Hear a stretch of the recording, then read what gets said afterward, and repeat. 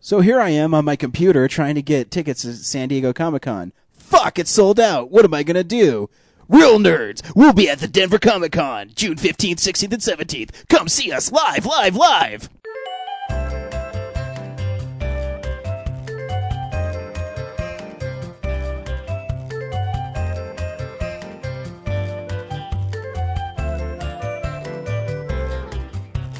Welcome to another exciting edition of Real Nerds. I am Ryan. To my left is James. And broadcasting, actually he's just picking us up. He is in Bangkok, is Brad. I'm here via satellite. Yeah. So there may be a little bit of delay. There might be a delay. So his jokes might... That's right, James. There is a delay. So his jokes might like not land until, a few seconds later. Yeah. Anyways, before we get going, remember, you can write to us at realnerds@gmail.com. You can also tweet us, real_nerds at twitter.com. Send us any news, anything you want to hear us talk about. We'll talk about it. Literally anything. Anything. We will say your name on the air. We will say your name. You can even talk to us about porn. I love porn. How much time can we actually fill on that? Are we changing the show to Porn Nerds Oh, now? God, Porn nerds. No, I gotta go home. A penetrating look at the world of pornography. Oh, this is the worst. What did we see this week, Ryan? How did this happen? We saw American Reunion this week. And before we get into that, we got some real news happening. It's real news.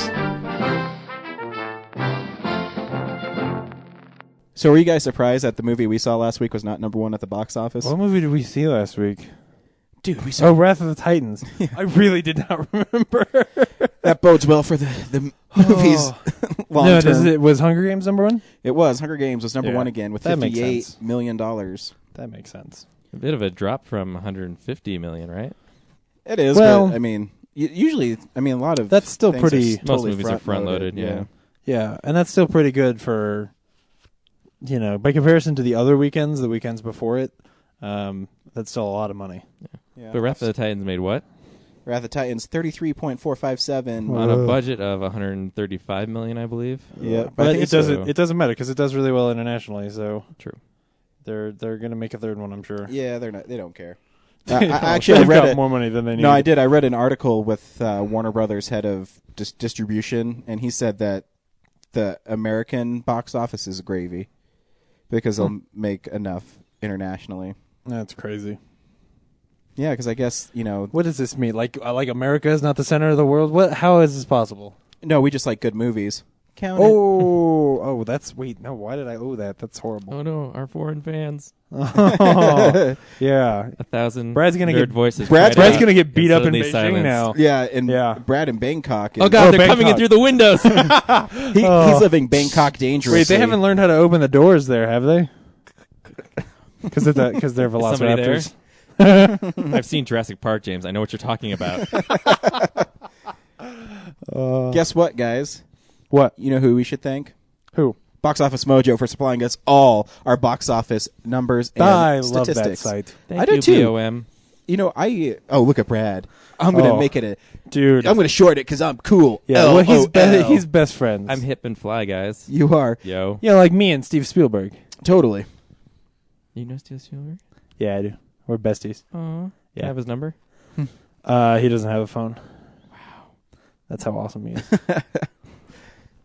He is pretty awesome. He is. We'll talk about him later. We should. Hey, you know what's coming out this week on Blu-ray and DVD? I don't. What, Ryan? The Iron Lady. Ooh. Did any of you guys see didn't. it? No, I didn't. No, and I don't want to. Yeah. But it won for best makeup. So go buy the DVD. and Best Actress too. Well, yeah. But I mean best makeup, dude. I will not stand by. Wait, what the hell? That was my Margaret Thatcher as Meryl Streep. That was terrible. Oh, Wow. yeah, that wasn't Yeah. very good. Don't do that again. We'll cut that out. Bust out your Deadly Do Right. That's my claim to fame is I can do Dudley Do Right well. But not on a command. Oh, I could. Is that a challenge? No. Is there no. any other DVDs we can buy? Oh, fuck. Who cares? The Darkest Hour 3D. Oh, dude, really? Yeah. I half-ass cared about that. I did, but then whatever. Yeah. But then when they were running from light, whatever. Yeah. The effects look cool, and I like Tamir Bekmambetov visually, but not story-wise. Yeah. Brad did some research about the the Dark Shadows complete series Coffin. Yeah, as I was flipping through releases, this popped Wow. up, and on Amazon it's $413. Well, how many discs It's is it? 131 DVDs. Oh, Yeah. man. With- Well, because it was, it was like a soap opera, so Yeah. it was every day, and it was filmed live. Do you want to know how many So it episodes was- there is? Yeah, desperately. 1,225. Oh, wow. It comes in a commemorative large coffin package. It's housing 22 cases. Wow. So yeah, that's pretty fucking big. There was an episode of This American Life recently where You they could bury a talked child about, in it. Hey, cat, leave me alone.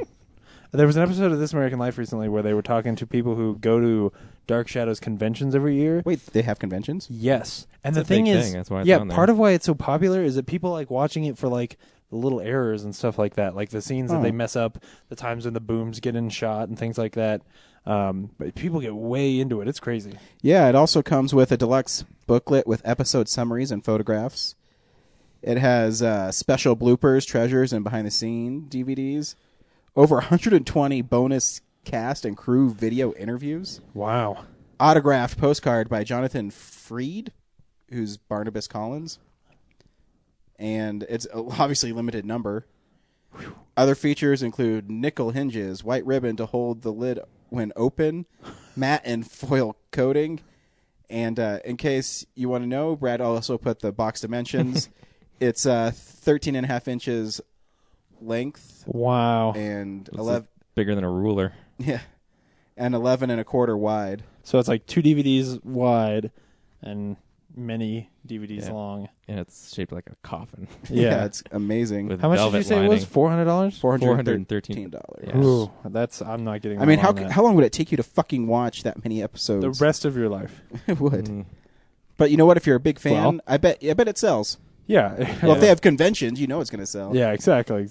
If you're Dark Shadows fans, maybe listen to our podcast and they'd like to know. Of Yeah. course, they probably already know. And I heard They've that been waiting. Tim Burton and Johnny Depp's portrayal of the show, it should be spot on. So, Yeah, right. and also you can get A Trip to the Moon Steelbook. George Méliès. A Trip to George. the Moon. Oh wow! Yeah. No way. Well, I guess I should have said whose it was. Yeah. On Blu-ray. I think it's just DVD. For Huh. anyone who doesn't know who we're talking about, if you saw the movie Hugo, you might. Or you don't even have to see the movie Hugo. And I if you I think what the most thing that sticks out about him is that trip to the moon when the moon takes the shot in the eye and it. yeah.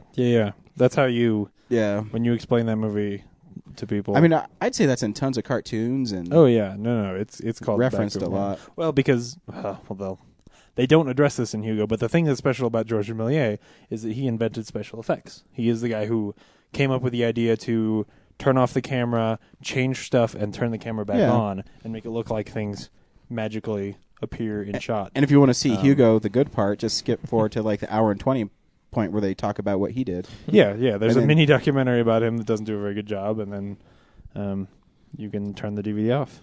Yeah, you know James Cameron likes Hugo. Well, James Cameron is a dick, so I don't He care. is a fucking dick. Well, James Cameron's not listening to the podcast anymore. I don't know him personally, so I will not make any accusations. I do know him personally. I don't know him personally, but I know Linda Hamilton personally, and she hates him. Do you know Linda Hamilton through Steven Spielberg? Yeah. Yeah. Linda and Steve hang out a lot Mm-hmm. at all his pool parties. What movies did they do together? James? They didn't, but Steve's wife was really close with Linda. Kate Capshaw? No, the other one. There's another one? Yeah, there was. Did you know if you buy DVDs through Digital Bits that you support their website and they take it? There's a direct link to Amazon. That's really cool. I should do that more. You should. So if you go to digitalbits.com, who supply us with all of the release information, and they do a great job with cover art too, because they have, movies on there that you wouldn't even think about. Like I am going to be buying Thou Shall Not Kill, except, which stars Sam Raimi as a disgruntled Vietnam vet who kills people. So it should be good. Ted Raimi's in it too. And thanks to them, you would never know that existed. Yep. You know what it's time for now, Brian? Tell me. It's time for our brand new segment, the Mad Men Minute.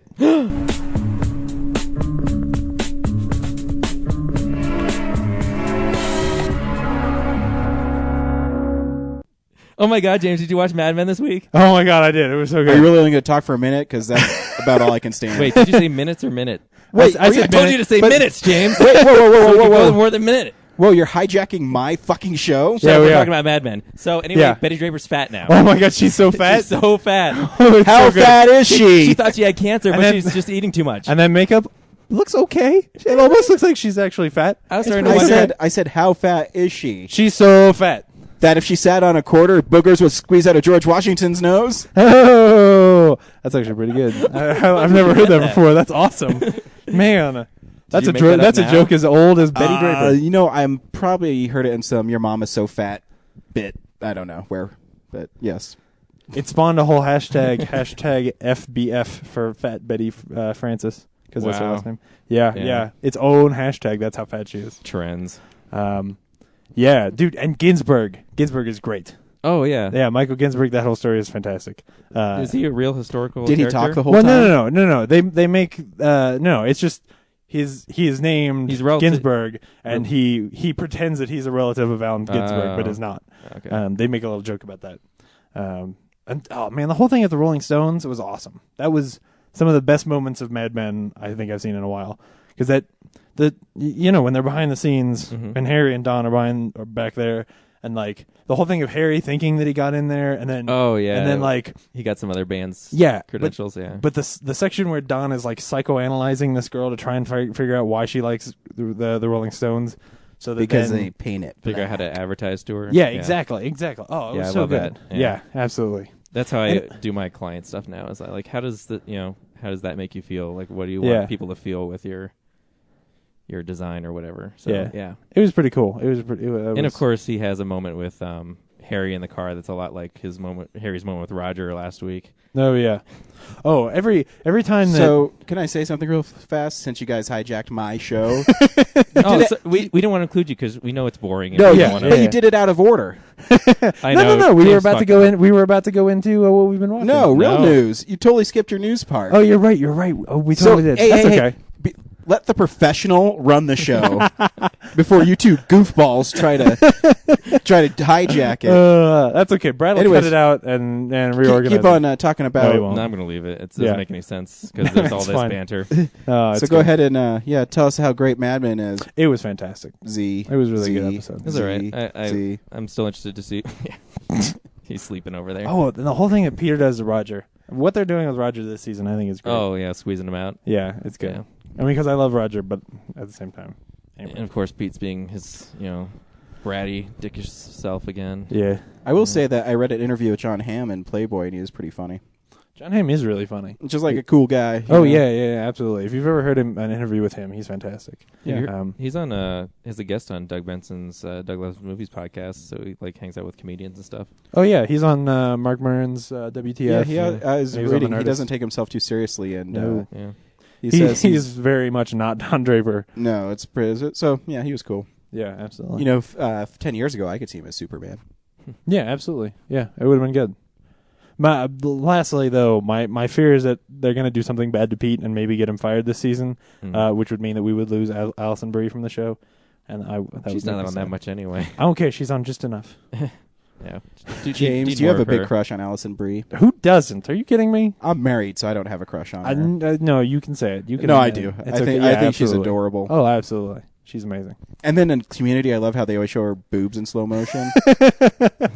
See, I was being nice about it. You were, Yeah, but I like her boobs. You took it to I a do guy too. place. Yeah. Yeah. So this Betty Draper thing. But let's or go back Betty to Francis. Brad raising his hand that he doesn't have a crush on Alison Brie. No, I was including myself. Oh, I thought you raised your Because hand you 'cause asked you who did. doesn't. Oh, Oh, yeah. oh, Sorry, oh, double yeah, negative. yeah. No, she's adorable. Yeah. Sweet. Put it in her Otherwise, you are off of this podcast, sir. butt. Don't even try coming back from China. Emma Stone. you were talking Alison about- Brie, Emma Stone, Alison Brie. Let's see where we should tip these scales. All right. Alison Brie. Anyway, you were talking about Fat So Betty they were Draper. teasing about her having cancer the whole episode. Yeah. And it turns out. Yeah. Do you think it's going to end here? Is that was That just she doesn't have cancer? No. Well, do you think that the writers were just giving her something to do for one episode, or is this part of a larger thing? I definitely think that Like, her. where do you think this is going? Because it just seems like if it's for just this episode, it was kind of just like a waste. Yeah, because I could see a future of her being dead. Well, that sounds bad. I mean, I don't really like Betty Draper, but yeah, I could see January a future Jones, where run. I could see James a future is trying to kill you. I could see a future where Betty is dead and Don has to take care of the kids all of a sudden. That seemed like something they could do in the show, but to have her just sort of almost have cancer for an episode to explain why she's super fat, it was kind of interesting that it was only one episode. But Do you think you're going to go back and say, the doctor was wrong? She actually does have cancer. It's not just a fat. I thought I I was don't know. reading I that think she was disorder. fat because she's really pregnant in real life. Well, yeah. Maybe, but she's not like she is really fat. Like they've Oh. put her in a lot of makeup. I don't know. Like they do there's a shot where she gets out of the tub and they shoot from behind her and they Did you got see her like an butt? actual no, but they got like an actual fat lady. So they're trying to make her really seem like she's fat. How would you like to go to the casting call for that? Yeah, you're going to be January Jones's fat double. Yeah, you're gonna be the fat back of January Jones. I don't care. I'm going to be on TV. Hey, Ma, give me some more Twinkies. Hey guys, I'm gonna be on TV. Hold on, everybody be quiet. Just wait. Here I come. Hey, that's me. Oh. Oh, and the TV adds 10 pounds to that, too. And then they reverse a shot and you see January Jones. You're like, hey, you're a butterface. Oh. Better from the front. Yeah. Anyway, are we done with this stupid fucking show? James hasn't No. explained where he, because Oh, he thinks I- she's going to be dead. How do you think she's going to die? No. I don't think she's gonna die. I think that they're going to use sort of this to complicate her relationship with her new husband and break them up throughout the season. Yeah. I get that. And So then- how and far then make do they Betty go Draper forward go. in Now- this? How far did they jump forward, season wise or I episode mean, wise? time-wise. I think it's 2 years. Yeah, I think they jumped 2 years. Yeah, because they were trying to keep they've at this point the kids are getting older, and so they have to keep with the kids. And since it's been 2 years off the air, I think that's how long it's supposed to have been. You know, I read stuff so it's about like this 65 now. every week in Entertainment Weekly, and I still don't remember anything because even the articles are boring. Show's great. Why does Don think that his new wife can't take care of kids? Because in the previous season, she seemed to be like really infatuated and like really good at taking care of kids, and that's why he jumped the gun to marry her. I Because don't she know. mentions in this episode that she's like, I don't trust her to, she's whatever. Because he's Don and he's weird. I don't know. He's a jerk, I guess. Okay, I didn't I catch thought there's that. more to it, but No, it's probably just a flooze, a flip, a mistake. I don't know. Don stick in the mud thing. Yeah, probably. Okay, If you ask the writers, that's probably the That's the excuse they would analysis come I up for the got. mistake. Yeah. Anyway, I thought it was good. What do we have for actual real news? I don't know, you guys. This is your show now, obviously. So and that's the end of the Mad Men minutes. Is there going to be a closing song too? Sure. Okay. Well, Are not you- now because you talked over it. are you really gonna have a song for it? Are you gonna? Let me just make it clear. This was all Brad's idea. Don't get mad at me. I'm not mad. I just think it was stupid. But hey, hey, what real news you got for me, James? There's really not much. No, there isn't. Yeah, a follow-up for something we've been talking about for a few weeks is that Weinstein recut Bully and took out 3 of the F words that were in it so that now it can get a PG-13 rating. I think, like, he was trying to pick a fight with it, but when it came down to it, he wanted to be able to show it in schools. And so he went ahead and did that just for, so that they could actually get it to the people that need to see it, I guess. But it's kind of a shame. It's an anticlimactic ending to what could have been a pretty cool battle. But anyway, that's the end of that story, I guess. It's For not. now. Yeah, it's not the best ending to what I was expecting. That's for sure. And the only other piece of news that I have is really more. This comes totally out of the rumor mill. This may not actually be happening, but it probably will. They're talking about remaking The Mummy.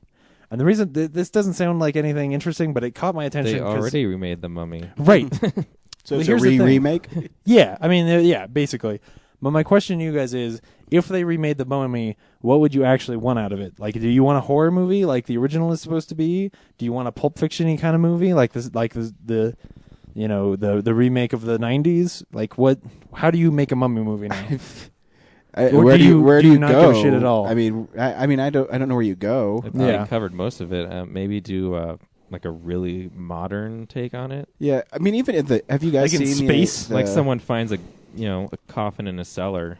have you guys seen the original Mummy or No. the 1930s I version? actually own it, and I don't. I have haven't seen it. seen- Yeah, it's not. I mean, I don't it's think I've okay. seen the whole thing. I think as far as Universal Monster ones, it's like their weakest one. Yeah. But so I mean, I prefer actually the newer one. Whereas I think, Oh, dude, the first Brendan Fraser Mummy I think is great. why don't they remake The Creature from the Black Lagoon and make it really awesome? Yeah. Yeah. Well, they've been talking about doing that for years. They should. I mean, think don't they get were me gonna- wrong. I think love they The were going to Creature call from- it Creature. I'm not kidding. I think that was a thing for a while. I do like the original Creature from the Black Lagoon. I think absolutely. like the costumer thing was awesome. Why don't they do something like that? Yeah, but like I honestly, if they made it into a Pulp Fiction kind of movie, I would love it because we don't get enough movies like that. That's part of why I love the first Mummy, is because it's a fun adventure movie, you know. And by Pulp Fiction, he doesn't mean Tarantino. No, Yeah. no. I mean actual Indiana Jones kind of. Yeah. But I mean, but pulp adventure. Serial. Yeah. Yeah. Picture. Which it's just the Mummy is kind of like basically a zombie, so you can tie Yeah. it into the zombie lore or something. And well, but there's all the stuff about curses and things like that make it a little bit more interesting. Like you still have to tie some of that instead stuff of in. a virus, I- it's a curse. Huh? Yeah. I guess that's true, but the other side of it is you could make it like a straight up horror movie where it's just like Mummy comes alive and tries to kill people. And you guys are the horror people. I figured you might be more into that. I don't know. I because I do like the Mummy one so much, I can't picture Yeah. another version of it. Yeah. And I think maybe why they would consider remaking it is because the Mummy is kind of a brand now. Yeah. Like if you go to Universal Studios, I mean, the Mummy ride's really cool if you've ever been on it. Yeah. And so now people recognize the Mummy as, you know, his scare, That the sand monster and everything. And right. Yeah. That imagery is so man. Yeah. Oh man, the same much. That is so cool. So I'm gonna go home and watch The Mummy. you should. Yeah.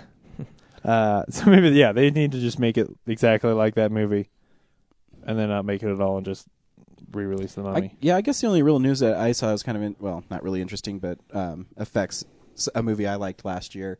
Is they are pushing back the sequel to X-Men First Class, so Jennifer Lawrence can shoot More Hunger Games. the Hunger movies. Games sequel.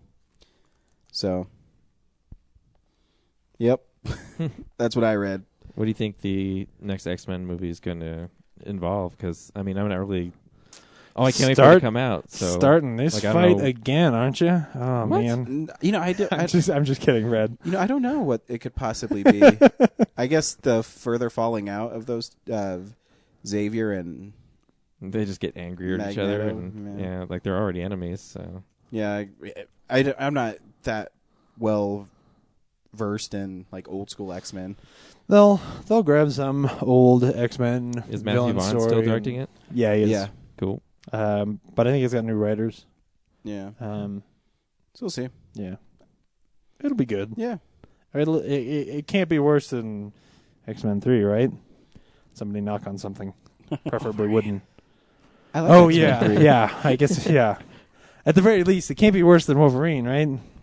The Wolverine. The Wolverine. That Lo- starts Logan- That's shooting- not fair. I haven't seen it yet. Logan. That starts shooting really soon, actually. X-Men Origins, Logan the Wolverine. Yeah. Let's get too many titles. Cool. So slow week, but we It can is.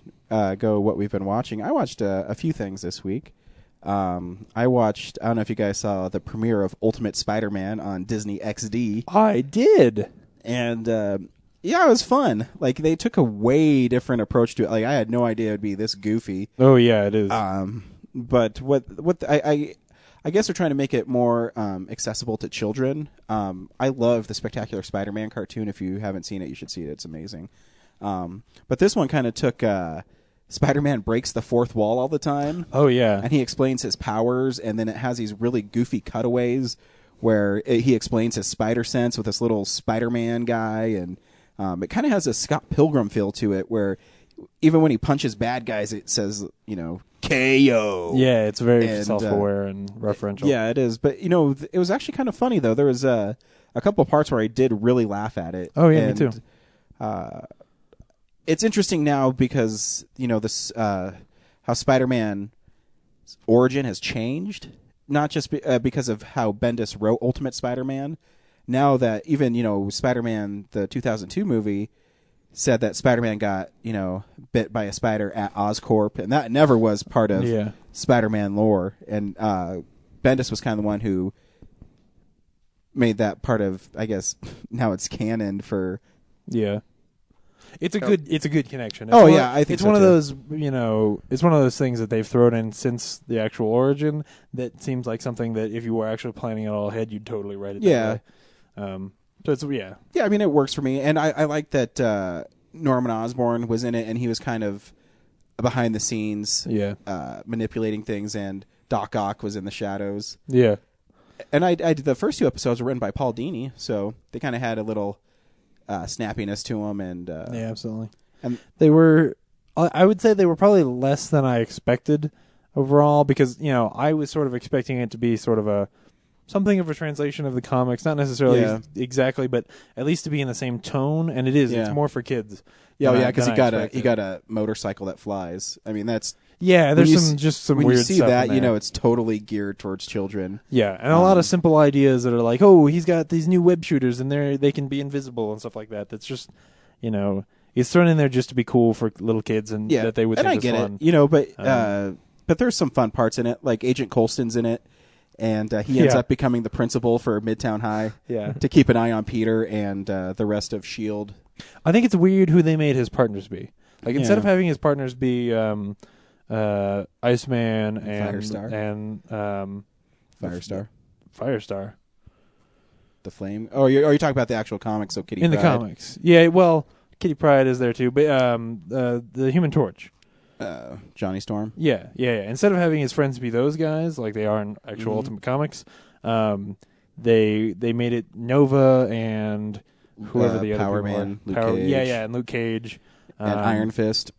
Yeah, which it's just weird. They went to what I would consider I a pretty B-list. I guess the only thing that's weird about them is all that they are all kids. Yeah, And to me, like Nova as a kid is just really weird. Yeah, even Power Man, Luke Cage is weird as a kid Yeah. for me because he's always kind of been. But whatever. Yeah. I can see the parts that are made for kids, but they also have winks to like people like me that I really appreciate. Yeah. So we'll see. I think the show's fun. It's not as deep It's not as so Spectacular, childish that I'm not going to keep watching it. Yeah. I'll probably still but- Oh yeah, get it every week. I like it. I like when he has have an argument with the Devil Spider-Man and the Good Spider-Man. yeah. I mean, there's some really cute parts in it, and I think most of it is that unlike Ultimate Comics and unlike what I kind of wanted it to be was like Avatar, the Last Airbender, I should say. Thank you. I wanted it to be like the Last Airbender, where they could have this show and have it be a fun superhero kind of comic, but then have there be some serious episodes, have there be serious moments with Aunt May and all of that stuff. The heart that I love so much in Ultimate Comics that I don't feel like would be appropriate in this setting. We'll have to see. The one thing I did like, I liked how they made Aunt May like she is an Ultimate Spider-Man. Yeah, exactly. Where she's not like a weak old woman who gets heart attacks all the time. She's pretty tough. Yeah, absolutely. So we'll see.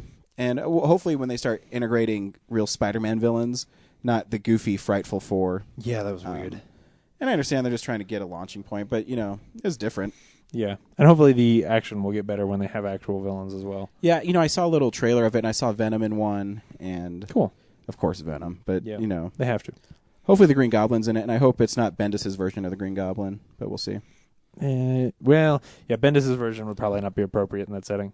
Well, I never was really a big fan of it. I didn't like how it took away Norman's intelligence. How monster-ish he is, yeah. Because it took away his intelligence, and I thought that was one of his most scary aspects of his character, as he was super intelligent and I crazy can at the see same that, yeah. time. Instead, he's more like the Hulk. Yeah, and Yeah. so whatever. Cool. So yeah, that show is cool. You should check it out. It's Sundays on Disney XD at 9 a.m. Ugh, man. I know, I set my DVR to it. I just downloaded it. I'm a big zombie movie fan, and a movie came out a while ago called The Dead. And I don't know about the Grateful Dead?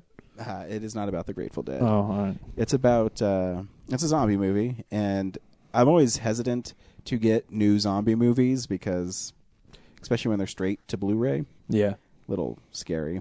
But as I read, But not scary enough. Am I right? Hey-o, yeah, that guy knows what I'm talking about. But as I read some reviews about it, there is getting 7 out of 10, like 6 out of 10 on horror movie sites. So I was like, yeah, you know what? I'll take a chance on it. I had nothing else to do. Yeah. So I got it, and I watched it. It's actually not too bad. There's just some stupid character mistakes in it that is just retarded. But what happens is this America is the USA is in the South Africa, and they're giving aid to a war-torn country. They're not really that specific, obviously, but it's shot in Africa, so it has a really cool landscape to it, and it puts you right in the middle of a zombie apocalypse. So you're not really sure why the zombies are coming back, and everyone's trying to get out of Africa. And it follows this engineer who's on a plane, and the plane crashes, and he's the only survivor of the plane crash. And he eventually meets a guy from the African army. And so one of the interesting aspects of it is it's a white guy, and all the zombies are black people. So I think they were kind of trying to play on the reverse race card, where usually it's the white guy or a bunch of white people against one black guy, or whatever the case may be. Or maybe the movie's just really racist and thinks that black be. people are here to attack white people. Maybe. But, I mean, the most redeeming part about the movie is because it was shot in Africa. It has beautiful shots in it. And it was really interesting. One of the cool things I thought that the directors, because it's directed by two guys, the Ford brothers, I don't know who the fuck they are. They're supposed to be important because they keep on putting their name above everything. You'd always see zombies walking in the background. So they're always a threat. Yeah. So that was kind of cool. I mean, they would drive away, you wouldn't see one, but then they'd come up and there'd just be a couple of them shuffling around. I mean, they're slow-moving zombies. They weren't the hyper zombies. Right, yeah. So that was cool. The acting is not too bad in it. The dude who's the main American guy is not that good, but all the African actors are really good in it. And I it's just a zombie movie, and it's pretty good. I mean, it was a lot better than I thought it would be. The only problem I had with the one stupid part in it. So these the African guy and the American guy are like running from these zombies, and they're trying to get to this military base where this African soldier's son was taken. And so they stop after their car was attacked by zombies, and they kill them all.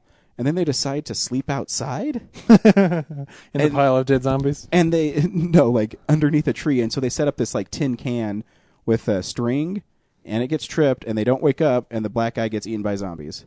Well, I mean, that had to happen. But why would you sleep outside? And then like 20 minutes later, the dude was sleeping in a tree. Well, because he learned his lesson. Yeah, but still. Like, I'm not sleeping on the floor. Yeah. I don't want to get eaten like the black guy. What was I thinking? Yeah, wouldn't you want to sleep in a tree anyways? Yeah, no, you would. But anyways, there's some really like. I think the movie's just racist and it was trying to get rid of that guy. I mean, there was really actually actually one scene I thought was actually pretty scary was as the American guy was walking, he came across this lady screaming, holding her baby, and she's being chased by like all these zombies, and she like forced him to take his baby, and she's wanted him to kill him because she got bit, and all these zombies are bearing in on him. I thought it was a pretty interesting scene, one I haven't seen before. So, if you're bored one day, pick up The Dead. Cool. And I saw Mallrats, which is still good. It's amazing. Yeah. Love that movie. And that's what I watched this week. Still probably my favorite Askew-verse movie, I think. Really? Yeah. Mine's Chasing Amy. Oh, I guess it... No. I think it's still... Yeah. Brad? What did I see? Yeah. I can read it for you if you'd like. No, I can remember it. It was one thing. I caught Bridesmaids the other night on HBO. Yeah. Had you never seen it before? I hadn't. And cool. you guys had talked about how like it was good, but not the laugh riot that everyone seems to make it out to be. Yeah. And I kind of agree. Like, it's a good movie. Like, it's a solid story with some funny parts in it, but it's not anything that had me in stitches like 21 Jump Street, you know? Yeah. Yeah, absolutely. So, and I don't like the part where Kristen Wiig wakes up with the cop, and he bought her all this stuff for cupcakes, and she gets all pissed off and leaves. yeah, she's That a was bitch in stupid. that scene. Her character, Yeah, obviously. there's weird plot stuff and just stuff that they think is going to be really funny just because it's gross, and I don't think it is. The whole scene in the bathroom, because like, oh, they ate Thai food. Why would you do? This is just dumb. Yeah. And me being in the restaurant business knows you don't get food poisoning that quickly. Yeah. Well, at least that's the excuse he uses every time somebody complains about food poisoning. It's a fact. Let's ask the medical person. Yeah, the incubation period is at least 8 hours. All right. Thank you, honey. Her I trust. You should trust her. She goes to school for it. So yeah, Cool. that's all I got to say about Bridesmaids. I mean, Yeah, it's not much. I also, like, because of my apartment situation, I had to listen to it really quietly, so I didn't like listen to every line. You know, it's really. So you missed all the good jokes. I might have missed some good jokes. Who knows? Yeah. Probably not. John Would you- Hamm's really good in it. Would you say that the one chick deserved an Oscar for it? That I don't know. Like I was trying to find her big dramatic scene, and I guess she does when she tells Kristen Wiig's character that she has other friends. Yeah. She just won't accept it or move on and stuff. So I guess that scene would be the scene that I guess. gave But her that, Oscar consideration. I mean, Channing Tatum has one of those in 21 Jump Street. There's one of those in every movie. We saw 4 of them in the movie we saw tonight, and none of them were very good. But still, like every comedy movie has one of those. yeah. What else has she been in? She's in that show right now, Is that Mike and Molly. Yeah. I haven't seen her act in that, so I don't know if Yeah. like that character in Bridesmaids was a huge departure from maybe other stuff she's done. Well, and I thought Mike and Molly started after. I think but with more maybe, of that, I don't it's know. just she stole the movie as a supporting character would be my guess. I mean, I think it was a nomination that they threw in there because they wanted to nominate a comedy Yeah. once in a while. and I think they should nominate Elle Fanning like we did. Yeah, absolutely. Oh God, yeah, absolutely. Yeah. Oh, Or why? even Kristen Wiig, I thought was really. Yeah, Kristen Wiig I think is better in that movie. Kristen She Wiig has- is she has pretty a good lot in more to everything. do, obviously, but Yeah, Kristen Wiig deserved a nomination for Whip It more than she deserved anything for that, but because she's really good in the movie Whip It. And James is the only person here who's seen Whip It. Well, you should see Whip It because that movie is really good. she's also really good in MacGruber and Paul. She is a good in MacGruber. I peed my pants. So that's all I saw. Anyway. James, Cool. what'd you see? I saw a bunch of shit this week. I want to start off. My God, we're gonna be here forever. Yeah, no, Game of Thrones started back this week. You hate the and- show, but What? you watch Dude, it? hold on. I am a geek. I'm not watching it because of you, and I you're am watching it. I am a geek, and I am required to see this show. There has never been a fantasy show like this one. I have to watch it. I have to watch it just so that I can get together with my friends. Me. Yeah, no, honestly, because I have friends like who have read the books, and I have to be there so I can talk about it, and we can all talk about why it's such a bad show. You're My- the only I have person friends I know who think that the says show's that. amazing. Yeah. No, honestly, everyone I know hates that show. Huh. Yeah, it's weird. I know Maybe I'm because torn. I've convinced them because the first season is so fucking bad. James hates it so heartily that I have to go with him. But here's the thing. Premiere of the season wasn't that bad. Honestly, my biggest problem with season 1, I feel, is that they were so burdened by trying to get the whole first book into a season that nothing has any motivations, nothing gets explained, things just happen Sean out Bean of nowhere. dies. Yeah, Sean Bean died. Like What the the character, fuck, man? the character I care most about, and who is uncovering the most actual interesting plot of the show, just gets beheaded after one scene. Yeah, it's like, oh, he's in jail now. He's not got no head. What the fuck? No, you can't do that. Entertainment Weekly had a spoiler alert, and he was wearing it was Sean Bean's costume, and they just had the spoiler over his head. You're like, dude, that's totally Sean Bean. Well, and it's Sean Bean. You know, if he's in the movie, he's gonna die eventually. He makes it at That's the his end of thing. Lord of the Rings, right? He makes it towards the end of Lord of the Rings. Well, he's in a flashback in 2. Yes. It's kind of like it. Anyway, He's always a prick too. but this episode did not feel like it was. This episode did not feel like it was them trying to get 4 chapters into one episode. Like they were letting the characters breathe a little more. They were letting the connections between characters get explained a little more. Letting there just be scenes where people just talked about how they felt about the things that were going on. So that then I was able to actually start to like these characters. There's still weird stuff like how the wolves that show up and just get controlled No, for I some don't reason. know. I've never seen it. I'm just saying. There's weird shit like wolves. Do they talk to each even Yeah, other? wolves even are the- weird. Even the CG. Jacob, son of the chief. Son of the chief. that should be the Twilight spin-off, Son of the Chief. Son of the chief.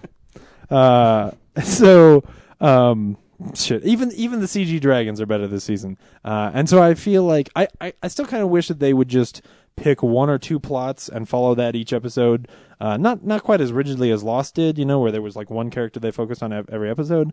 But if they would just focus on a couple of characters and a couple of plots, mostly each episode, so that I could get invested in an arc the way that Mad Men does, where there's sort of 3 plots going in every episode of Mad Men, and Alison Brie will disappear from time to time. yeah, other characters will come in and out, and other arcs later will affect arcs that are happening now and things like that. And they could the show is set up to do that. Even the way the book is written, it's written so that each chapter is about one character. And I wish that they would do that, because then I could start getting into these characters and feel like I was really spending time with them. But needless to say, I am slightly excited by where the show is going now. And if they keep writing it the way they're writing it now, You fucking I might actually flip-flopper. start liking it. No, I still don't think it's great. Face charlatan. I still You son of a bitch. no. Here's the thing: if this show gets so good that I recommend it to people, You're I will king say of the North. What the fuck are they? I don't even. I don't know. It's all convoluted. I have Yeah. no idea. I just remember seeing a chart where it's like King of the Yeah. North, King of the Sea. If the show ever gets The so North good that I recommend it to remembers. people, I will warn them. The way that I warn people about Buffy, I'm like, you're gonna have to trudge through season 1. There's some good episodes of season 1. There is, but I mean, it's a different reason. Yeah. You know, season 1 of Buffy is so 90s that it's hard to get through. This is just season 1 of Game of Thrones is just garbage. And you have to get through it to find out even who these people are and how they're connected. I'm just saying, there's some hope. Next week, I'm sure it'll be garbage. Don't worry, I'll start hating the show real quick. But for now, I got to build up my anticipation. Do you so I watch can it on hate even HBO more. or do you steal it? I steal it. Okay, I was just making sure that you're not helping them. No. I would never Secure pay a for third it. season. No. It'll get a third season just because of how much money they spent on it. But All right, Benedict Arnold. What else did you see? I saw a couple of movies this week as well. First of all, I finally got around to seeing Warhorse because it came out last week, and that movie is really good. That was Okay, totally. good. I was really Oh. scared because he sent me a text if he should get it. I was like, yeah, I mean, it's a good movie, but If I should buy it, if you should buy it. And I'm always scared to, tell people to get it. Yeah. Except it's the lady when I was at Target, she asked me if the Rum Diary was good. Just some random lady asked me if the Rum Diary was good. I said, do not get that movie. That's exactly what we said to her. Yeah, I said, don't Do get not. it. What'd she Do say? not get She that said, movie. really? I said, yeah, you think it's funny, but it's terrible. Oh, thank you so much. She put it back and she left. Target's like, what the hell? That's awesome. Oh, did Target fire you? They should have. Yeah, no, Warhorse was fantastic. All those vignettes are so good. Man, the first 20 minutes of that movie is some of the best storytelling that I have seen from Steven Spielberg in a while. That whole scene with the plowing, that sounds weird. The whole scene with him plowing the field. Where the horse rails that poor kid. No, don't go there. Did you buy it? No, I didn't, because you were so tepid that I was like, why don't I just get it on Redbox? Yeah. But then I'm gonna go ahead and order it. Okay, yeah. It's so scary for me because Yeah. I and it's a weird because it's vignettes. It's hard to recommend to people because Exactly. it's not. It doesn't quite hit as hard as if it were a story about. yeah You know, I even like if said it followed one character in my but- blog I wrote about the movies last year. It's like you take Steven Spielberg for granted. Yeah. Because I mean the movie's so well made and Oh man. there's but you're following a horse and it's like how do I recommend this to people because you're following a horse to different places and I mean the movie's great but I had heard that there was a little bit of the sort of horse agency where the horse sort of thinks and makes some decisions, and there are a couple of scenes like that, but they don't bother me. no, I mean not at all. It's still an animal that thinks, Yeah. I mean, there are a couple of scenes where they almost make it out like a dolphin, but I could believe it, See, my favorite scene is when they're cutting the horse free from the Oh barbed gosh, wire. yeah. It's amazing. Spoilers for that movie, but the scene where that horse runs through no man's land Mhm. is maybe visually one of the best things that Steven Spielberg has done in 10 years. I think that whole shot, those long shots. My are wife just gave us we're retarded look. They're just gorgeous. To look at, it's just so beautiful. Yeah, I don't know, like I liked it, but I told him, I said, I don't know, it's a really good movie. You should get it. Then the whole story It with might make you cry. yeah, like it's hard. Do you want that? the story with the French girl and her grandfather's Was great. I Oh, mean dude, I love that they're part. just their relationship, just the scenes of them talking in the house were so good. No man, and- you make me want to go get it. Yeah, no, it's fantastic. But I was here's the holding it thing: today. I was like, 4-disc. I have said things that are pretty highfalutin about this movie. But here's what I will say: the movie did not make me cry. Oh. The credits made me cry, and here's why. I think this is the best John Williams score since Catch Me If You Can, at the very least. This score Wow. is amazing. Honestly, I was sitting there watching the credits, and I just started to cry, just because of how good that music is. Actually, speaking It's of amazing. credits, sorry. What did you think of the opening credits?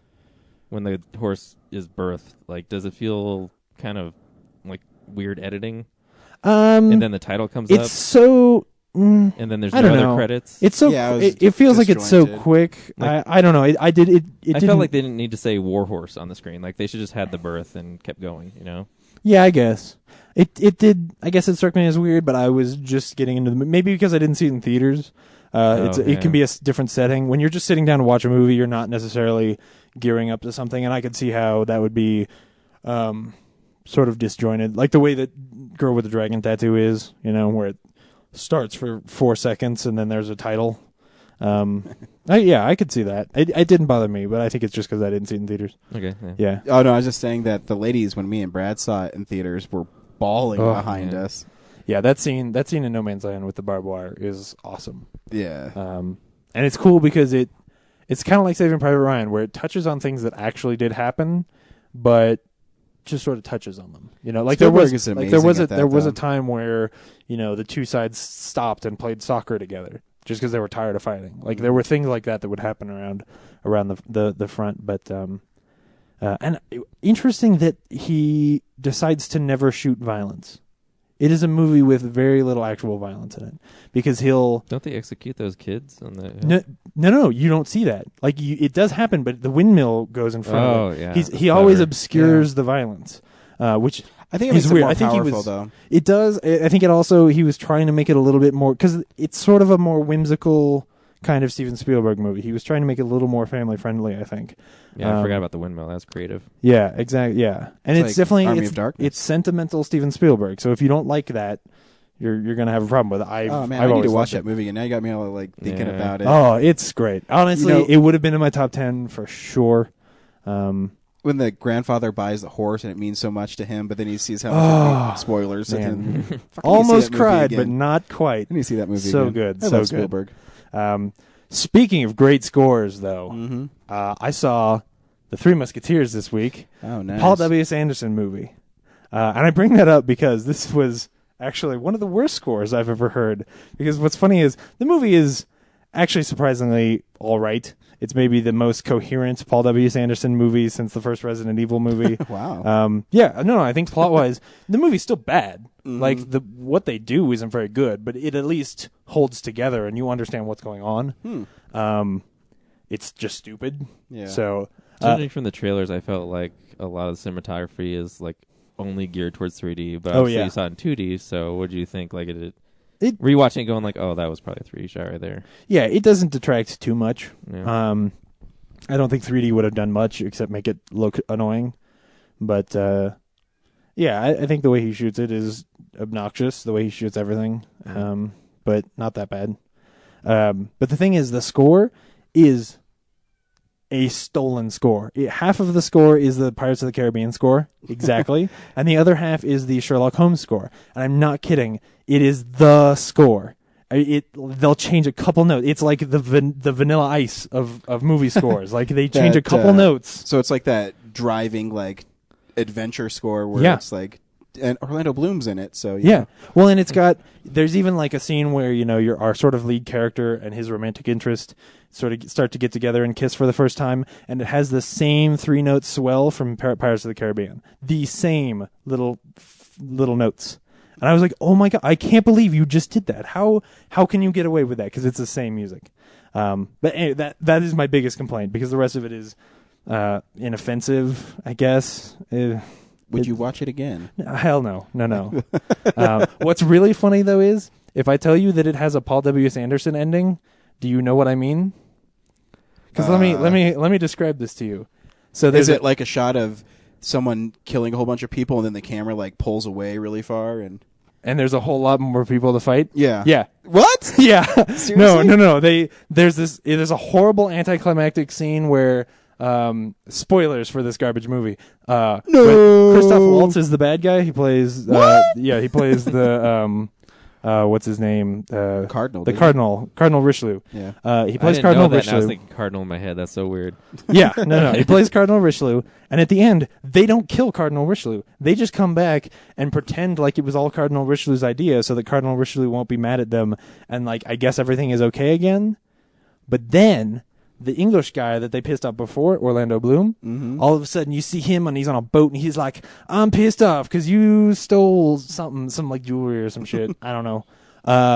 And so then the camera pulls back and he's got all these ships and it pulls back and he's got all these dirigibles.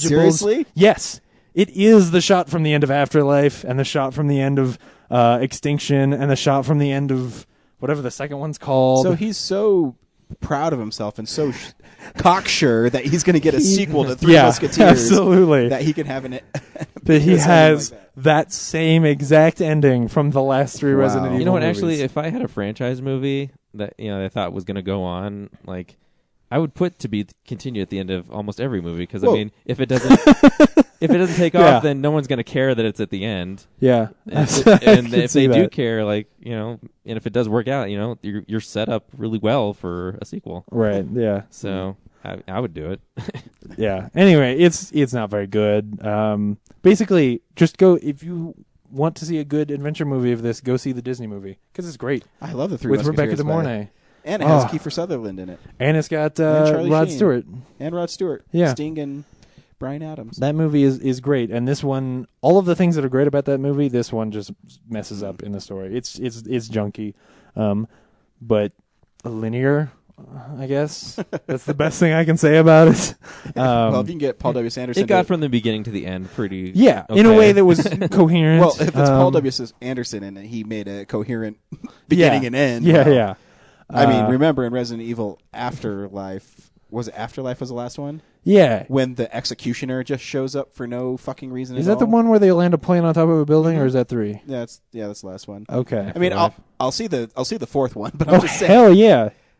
And I was watching a behind the scene. No, I was listening to the commentary by him because I own the Blu-ray. And I was listening to the commentary, and Paul W. Sanderson says, "Yeah, he really didn't have a part in the movie. I just thought he looked really cool." But, yep, sounds about right. Oh, gosh, he's such a hack. Oh, man. His wife's and cool. I don't understand why Quentin Tarantino put that on his top 10 list last year. I really don't. You know who Mia Jovovich plays? She plays Alice? No, no. I mean, in Three Musketeers. Yeah, I know. I was. She plays Lady De Winter.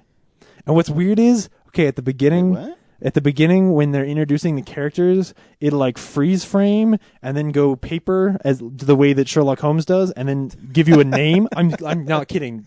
The movie is Sherlock Holmes, and it is Pirates of the Caribbean. And they'll give you the name, right, of that character, like Athos, and Porthos, and then for hers it just says Milady. I thought she was the queen for 20 minutes. They finally said she was Lady De Winter, and I was like, what? How you replaced Rebecca De Mornay with her? Are you kidding me? No, that's not okay. Anyway. It's hurt Mia Jovovich's feelings. Yeah. You are not even as good as mid-90s Rebecca De Mornay. Man, that rocks the cradle. Anyway, the other movie I saw was In Time, the Justin Timberlake joint. Why?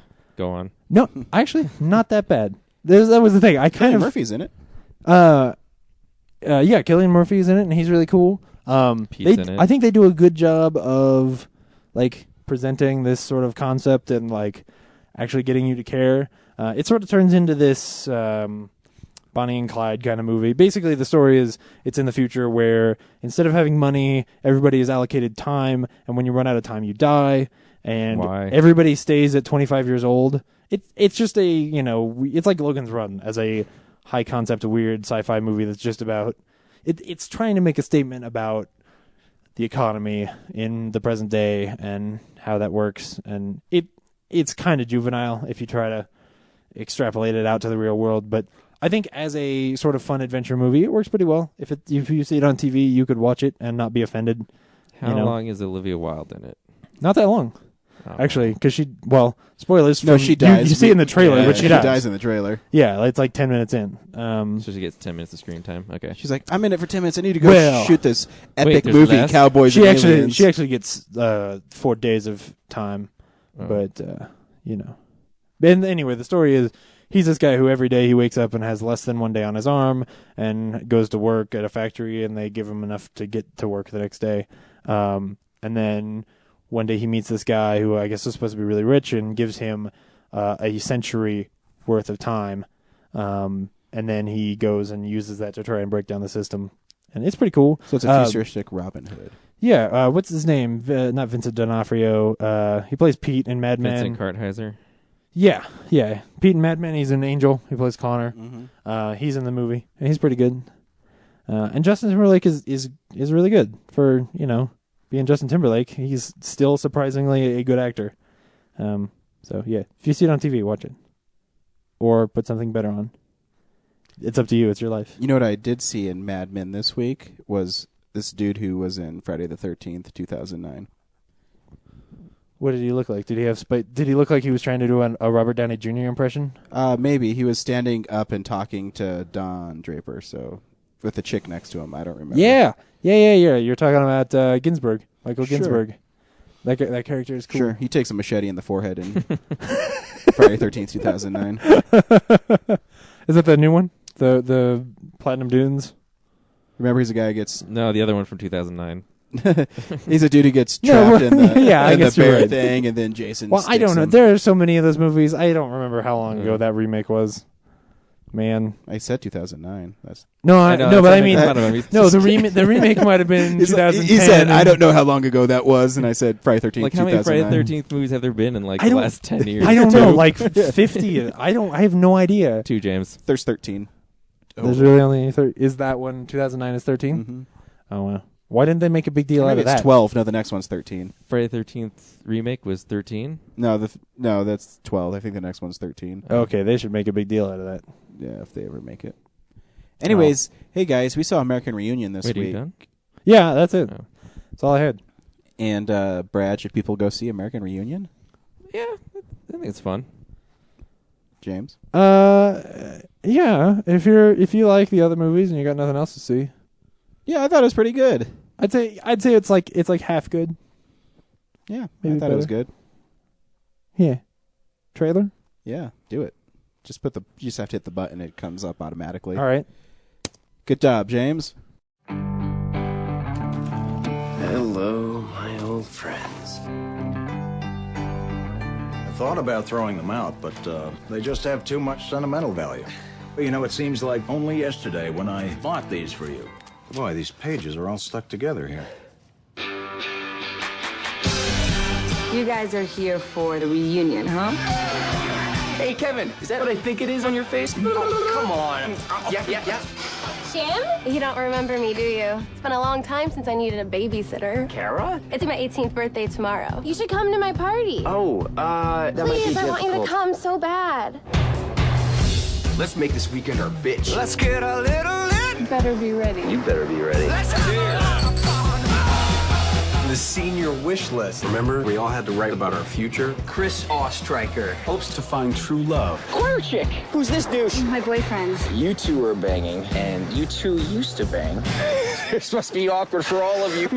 Steven Stifler hopes to keep the party going with his boys. There's a smoking hot 18-year-old girl that used to babysit. I'm not gonna cheat on my wife. I'm a father now. Be her daddy. Jim Levinstein hopes to have the sex life of Ricky Martin. You're probably having more sex than any of us. Probably. High school was awesome. What we had was special. Then we graduated and started getting jobs and getting married and having kids and all that other stupid stuff. None of our lives are perfect, but no matter what we're going through, we'll always be there for each other. Were we just as obnoxious as these kids back in the day? No, our generation was definitely more mature. What are you doing? I'm gonna throw up. You know, Dad, it's been 3 years. Think maybe it's time for you to get back out there? Who might you be? I'm Stifler's mom. Oh, I'm Jim's dad. American Reunion. I have not had a night like that since the 70s. Don't need this. You'd be surprised what you can do with a well-placed thumb. So I was telling you guys earlier that I saw this movie in 1999, and that's the year I graduated from high school. Weird. So you are Jason Biggs. So I'm like totally like Jason Biggs, except I'm not Jewish or look like Adam Sandler. But he did fuck a pie, so. I have fucked many pies. But I don't fuck like homemade, apple pies, Hostess pies, where I fuck. Home run pies. You fuck them right into your mouth. I'm like cherry filling. Oh yeah, home run pies.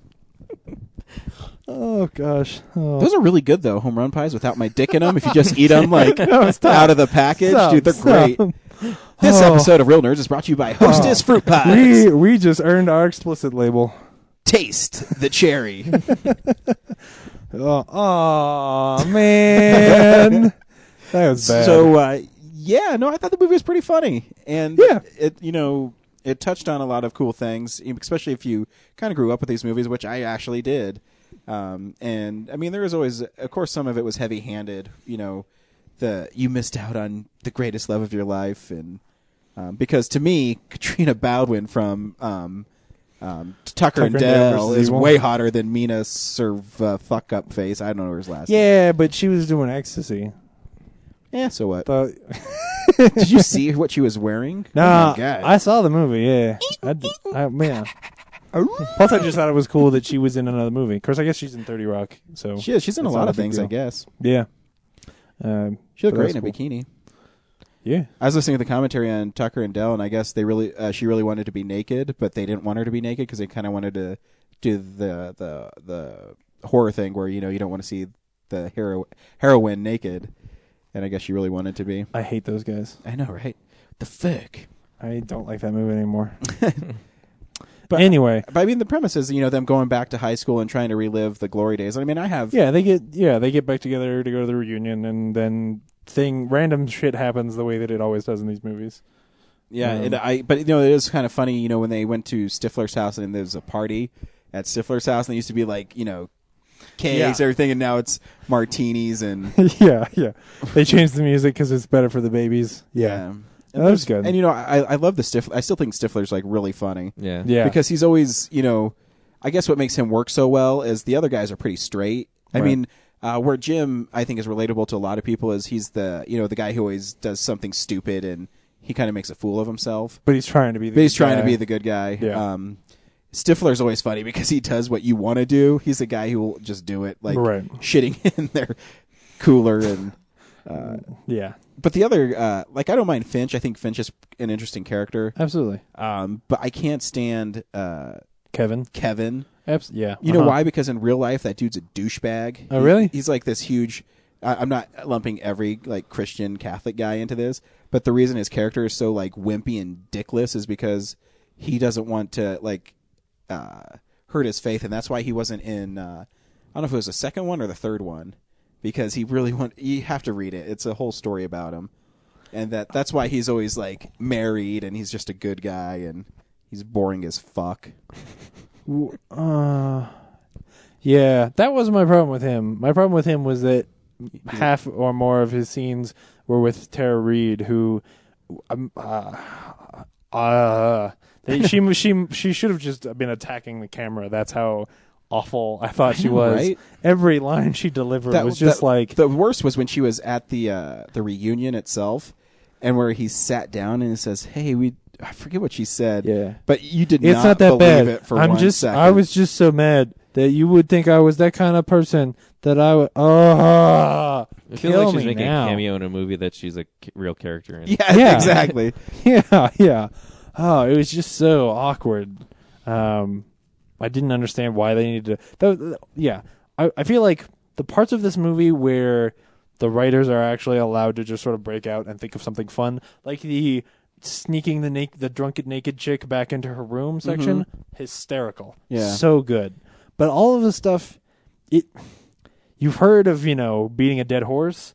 This movie at times is like beating an orchestra of dead horses. Like every joke from the first movie that they have done in every movie since then, they will ring that bell here, and it's not funny. I feel like every time they make reference to something from that first movie, I'm not laughing. I'm just like, oh, that's. I laughed when Jim's dad was talking about how he walked in on Jim fucking a pie with Stifler's mom. Yes, but I will say Eugene Levy is amazing in this movie. Yeah, I was going to say you can't compare that because then it's Eugene Levy who is on a different level than anyone else on this movie, as well as what's her name who plays Jennifer Stifler's Coolidge. mom. Yeah, I mean they are seasoned veteran comedians. Oh yeah.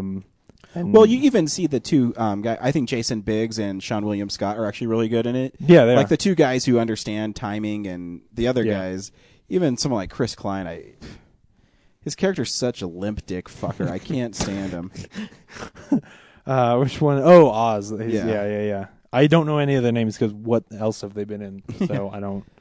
I mean, that's the thing, is that every couple of years you're digging up these actors who haven't been training to become better actors. They haven't really been exercising that muscle, and then you're asking them to do something. And so I feel like every time that there's the sort of heart that I expect from a movie like this, it just sort of falls flat. It's a little overwrought and expected. Well, yeah, because I mean, the two most busy actors are Sean William Scott and Jason Biggs. I mean, they're in a lot of stuff. But I was reading that Chris Klein had a problem with like drugs or alcohol, and that's why he kind of went away. Oh, well, that's too bad. Good for him. But I mean, not good for him being drugged, but good for him for not being on drugs anymore. Hopefully. But yeah, there are some really funny parts. Neil Patrick Harris shows up in it. Yeah, and John Cho. and yeah, he's in all the other ones. But yeah, that was. Did you see the size of his mic? He is the best. Say again. I said, did you see the size of Neil Patrick Harris's mic? Yeah, it's bizarre. He's got that like what's it Bob called? Barker. It's like Yeah, a the wasp, Bob Barker yeah. kind of mic. Yeah, but it's good. super thick, like a penis. But yeah, I don't think that was intentional, Brad. I think he was making fun of himself. maybe. But it was funny when John Cho's. I don't even know what the fuck his character's name is. MILF guy number 2. Yeah, but because that's all they did in the first 3 movies. Yeah, and they asked him about where his other partner crime, and he says, "Oh, we don't do that anymore." That street goes both ways. Yeah, he's just I don't even know what that randomly watching means. Stifler fuck Finch's mom. Spoiler. All of his little one-liners that get thrown out are fantastic. And Like then some of the best jokes in the movie. All they say to each other is "MILF." MILF. MILF. Yeah, it's really good. It's really good. Yeah, so it was like serviceable. I don't know.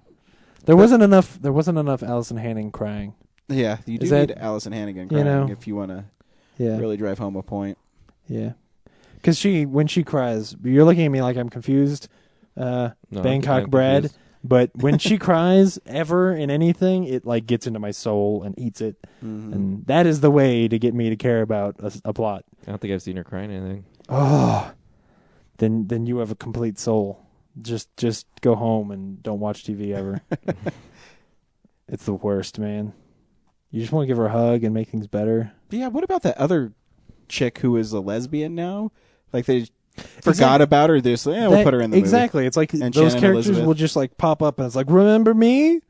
Yeah, that was a little awkward when Shannon Elizabeth walked in on Jim and Michelle fucking, and then they're just like, "Oh, let's have a normal conversation." Yeah. Like you were saying before, this movie just will not let go of old things that like made the previous movies funny. Like even when they're banging in the band room, like when they're done. Oh, hey, there's this flute sitting next to us. Wasn't that a funny thing? Yeah, I mean, because like we don't already understand that. But I will say this though: in our movie theater, there was American Pie fanboys that clapped at the title, and they were obnoxious. No, it wasn't even just the title. It was that they watched the opening scene, which is literally shot for shot almost in the trailer. Like you've seen every joke in the opening scene, and then the trailer, and then the credits came up. And they clapped at that as if like that opening scene was so good. I felt like I was watching Star Wars. Oh yeah, exactly. Only for douchebags, which may just be Star Wars at this point. Yeah, I like Star Wars. Yeah, Star Wars is cool. I threw it out there. I'm just saying. I was also thrown off by Dick. I was also thrown off about how storytelling wise, they would have to. I don't really know how to explain it. They would. It was really the lazy. jumping around. Like, no. Okay, here's this character's thing going on, and now let's all turn our attention to do this other thing together. Yeah. I wish I could articulate it right, but it just felt like they were like, oh, we have to address this point, and just instead of doing everything all at once.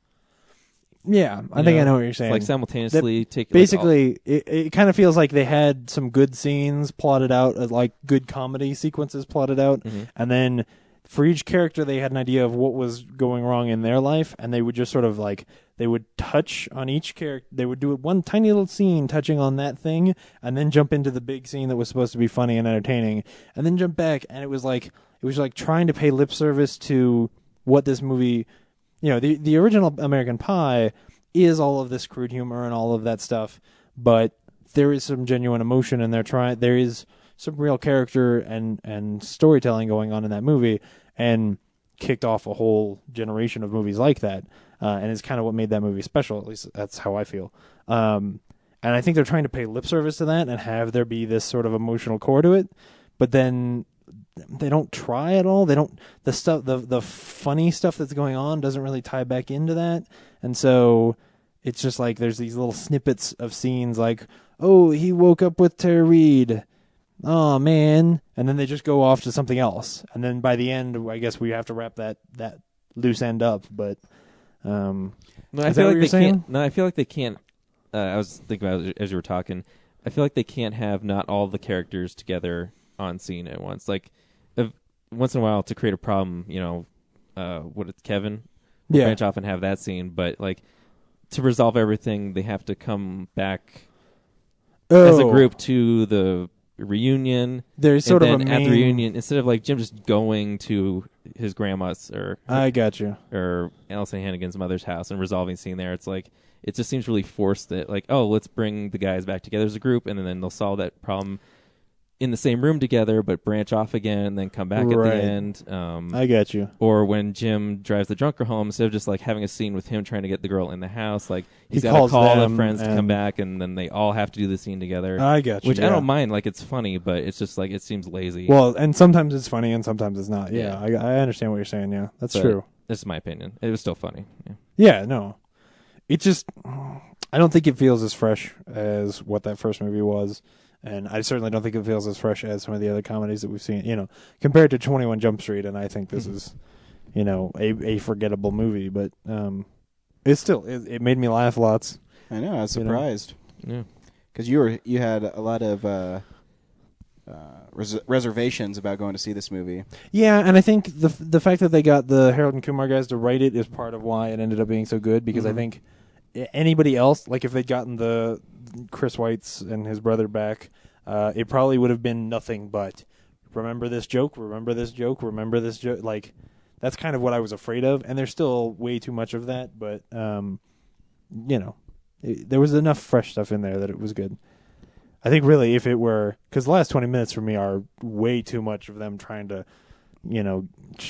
somehow surface meaning out of this messy plot. But if it weren't for that sneaking the drunk naked chick back into her room, I probably would have hated this movie. Which is a weird scene anyway, because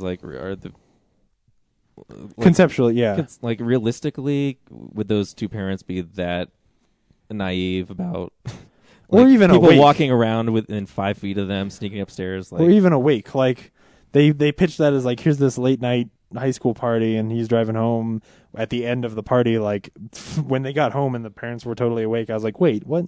It was things like that. These three strangers. We know you from Dancing with the Stars. Yeah, exactly. The other two are fine. Come in, yeah. Yeah. It seems messy, but it's funny enough that you don't care. Yeah. And the chick had really nice boobs. Yeah, there's boobs in the movie, which you expect. You want to hear a funny story that's totally off topic, but it has to do with Jason Biggs? Absolutely. So one of his movies he did after the first American Pie was Saving Silverman. Saving Silverman. Yep. So the crazy lady in there, Amanda Peet, her name was Judith, and my brother's ex-wife, Katie, was really crazy. So my younger brother Nathan called her Judith all the time, and that nickname stayed with her. And now she's only Judith. Not in like she doesn't call herself Judith. No, we call her Judith to her face. Ooh, man. She gets it. She thought it was funny, but she probably doesn't think it's funny anymore. Oh, this is sad. So that's my American reunion, guys. Yeah. Remember Steve Zahn? Anybody? Yeah. He's been in stuff lately. Yeah. I actually also did want to say, like, the way they resolved Stifler's storyline with like his quote on the wall and everything, I thought was really good. The quote on the wall? where like his high school quote. Oh yeah. where That was. where you find out at the end what his was, and Yeah, that was a good moment. Yeah, I liked when they introduced Finch's mom. It seems like such an easy cop out, but like it's so satisfying for I think him if it hadn't been Rebecca De Mornay, I would have been like, oh come on. But she just shows up and she's just so good. Yeah, and she's still pretty hot for how absolutely. old she is. Yeah. But yeah, I And she thought it just- was funny. Like, it seems like you would see that coming, but you never saw it coming, and that's why it was kind of Probably funny. because you're too focused on the trailer teased was Jim's dad and Stifler's mom. So Yeah. I didn't think about Finch's mom. Right. And it's such an easy thing that you would have expected it to have been done in a past movie. That then, of course, they didn't. Yeah, it should have been like number 2. Yeah. Yeah, it's an easy joke to pull, but 4 movies later they got 4 around to movies it. later is really good, yeah. Anyways, that scene actually made me angry. Actually, isn't there a 5th one, like a straight to DVD? Oh, there's like a whole bunch bunch of there's them. a whole bunch straight to DVD. Yeah, I was actually afraid that there was going to be like Stifler's younger brother showing up at some point, because that's all the straight to DVD ones are all about Stifler's younger brother. I've never seen one. I've never seen him either. Yeah. But I worked at Blockbuster when they sort of started that whole trend, so I knew. Oh, and what a brilliant job choice for Stifler at the end. Like, because he Oh. wants to party. Yeah, that was good. Yeah. I was going to say, though, I actually got sort of angry during that scene with Rebecca De Mornay because I wanted them to, like, pull Tara Reid over here and be like, this is how you do this. Like, Rebecca De Mornay never got a whole lot of attention and was never, like, a great actress, but is good enough, you know? She hasn't worked in, like, 15 years, but she is good enough and does a great job in that scene. Recently. What did I see her in? I don't know. She does, like, some Lifetime shows or something, or movies like that, I think. Something like that. I saw a picture of her. But, hasn't certainly been big since the 80s. Or The Three Musketeers, which she's great in. Anyway. So next week, we are seeing a highly anticipated movie for me and James. Oh, and yeah. That is The Cabin in the Woods. Oh, I'm so excited. So that should be fun. Yeah. It's a Joss Whedon joint. It is. So stupid. How does Spike Lee make movies? He doesn't. Have you seen one lately? Inside Man's good.